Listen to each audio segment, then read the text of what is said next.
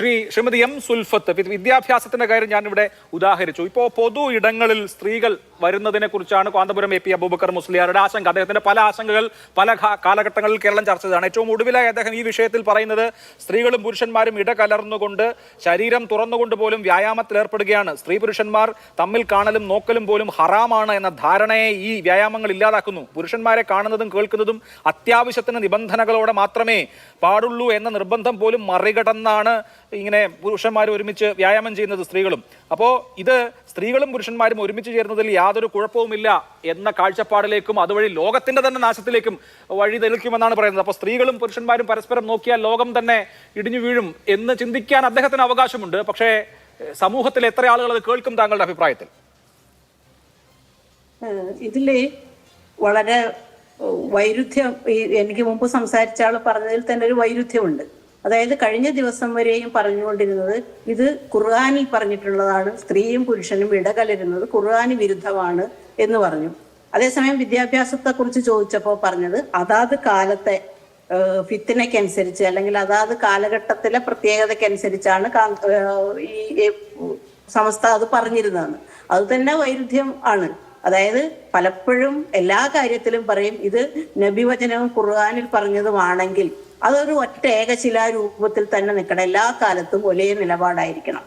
കാന്തപുരം മുസ്ലിയാർ ഈ ഒരു പ്രസ്താവനയല്ല പറഞ്ഞത്. പഞ്ചായത്തി രാജ് നിലവിൽ വന്ന് 33% സ്ത്രീകൾ തെരഞ്ഞെടുപ്പിൽ മത്സരിക്കണം എന്ന് പറഞ്ഞപ്പോൾ ഇതേ കാന്തപുരം മുസ്ലിയാര് പൊതുവേദിയിൽ തന്നെ പറഞ്ഞു കഴിഞ്ഞതാണ് സ്ത്രീകൾ അധികാരത്തിലേക്ക് വരുന്നതിനെ ഇസ്ലാം എതിരാണ്, ഖുർആൻ എതിരാണ് എന്ന് പറഞ്ഞുകൊണ്ട് പിന്നെ സ്ത്രീകളെ തെരഞ്ഞെടുപ്പിൽ മത്സരിക്കാൻ പാടില്ല എന്ന് പരസ്യമായി പറഞ്ഞിട്ടുള്ള ഒരാളാണ്. പക്ഷെ അത് ജനങ്ങൾ കേട്ടില്ല, രാഷ്ട്രീയ പാർട്ടികൾ കേട്ടില്ല, ഇസ്ലാമിലെ സ്ത്രീകൾ തന്നെ അധികാരത്തിൽ വന്നിട്ടുണ്ട്.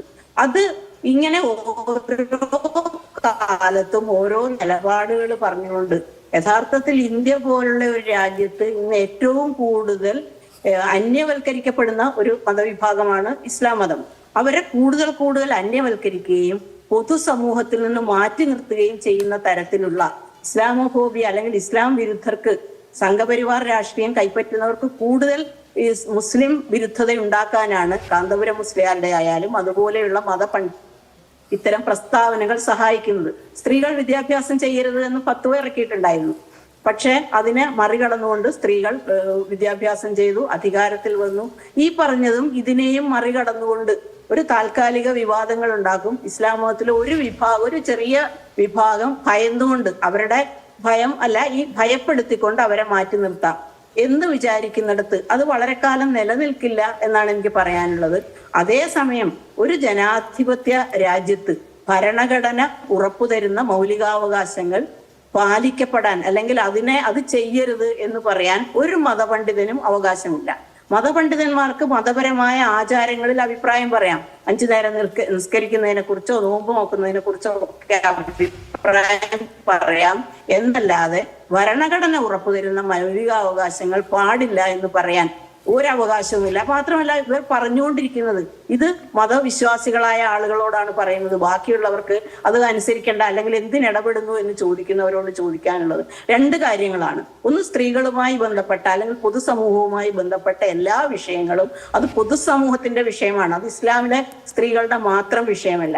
മറ്റൊന്ന്, ഇസ്ലാമിനെതിരായിട്ട് അല്ലെങ്കിൽ ഇസ്ലാം സമൂഹത്തിനെതിരായിട്ട് രാജ്യത്ത് പലതരത്തിലുള്ള വിവേചനങ്ങളും പല നിയമങ്ങളും വരുന്ന സമയത്തൊക്കെ അതിനെ എതിരായിട്ട് എല്ലാ വിഭാഗം, ജനാധിപത്യ ബോധമുള്ള എല്ലാ വിഭാഗം മനുഷ്യരും ഒന്നിച്ചിട്ടുണ്ട്. അന്ന് ഇതേപോലെയുള്ള മതപണ്ഡിതന്മാർക്ക് പറയാൻ കഴിഞ്ഞോ ഇത് മുസ്ലിമുകളുടെ കാര്യമാണ്, ഇസ്ലാമിന്റെ കാര്യമാണ്, നിങ്ങളാരും ഇടപെടണ്ട എന്ന് പറഞ്ഞോ? അങ്ങനെ പറയാൻ പാടില്ല. ഇതൊരു ജനാധിപത്യ സമൂഹമാണ്.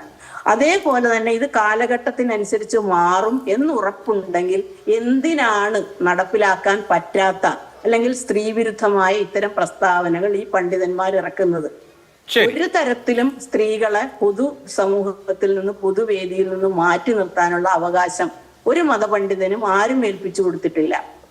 മാത്രമല്ല എല്ലാ സമയത്തും മുസ്ലിം സ്ത്രീകളെ കുറിച്ച്, മുസ്ലിം സ്ത്രീകൾ എങ്ങനെ സഞ്ചരിക്കണം, മുസ്ലിം സ്ത്രീകൾ എവിടെ പങ്കെടുക്കണം, പൊതു ഇടങ്ങളിൽ പങ്കെടുക്കുന്നത് എന്തോ അല്ലെങ്കിൽ ഇടകലർന്ന് ചെയ്താൽ ഈ മതപണ്ഡിതന്മാരുടെയൊക്കെ വിചാരം ഒരാണും പെണ്ണും ഇടകലർന്നു കഴിഞ്ഞാൽ അവിടെ സെക്സ് മാത്രമേ, ലൈംഗികത മാത്രമേ ഉള്ളൂ എന്നുള്ള ഇവരുടെ ഈ ലിംഗം കൊണ്ട് ചിന്തിക്കുന്നത്. അങ്ങനെ പറയുന്നതിൽ വേദനയുണ്ട് ഒരു വലിയ മഹാനായ ഒരു മനുഷ്യനെ കുറിച്ച്. പക്ഷെ ഇതൊക്കെ ഇവർ പറയുന്നത് എന്തുകൊണ്ടാണ്? കുറച്ച് മനുഷ്യരാണും പെണ്ണും ഒന്നിച്ച് അവിടെ വ്യായാമം ചെയ്താൽ അവർ വ്യായാമം ചെയ്ത് അത് കഴിഞ്ഞ് പോകും. ഇത് പുരുഷന്മാരെ കൂടി അപമാനിക്കലാണ്.